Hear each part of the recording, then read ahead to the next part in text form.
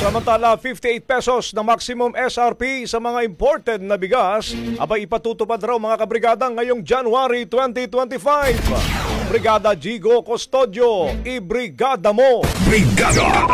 Live report! Simula sa January 20, ipatutupad na ng Department of Agriculture ang 58 pesos na maximum suggested retail price sa kada kilo ng mga imported na bigas. Lain nito na tugunan ng hindi makatuwirang retail prices ng imported na bigas sa ilang lokal na pamilihan. Ayon kay Agriculture Secretary Francisco Chu Laurel, wala na dapat imported rice na ibibenta ng 60 pesos per kilo.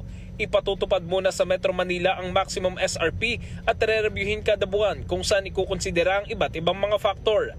Pagkatapos sa Metro Manila, susunod na ipapatupad ito sa mga lalawigan. In the heart of changing lives, ito si Brigada Jigo Custodio ng 105.1 Brigada News of Manila, the Music and News Authority. Rapido!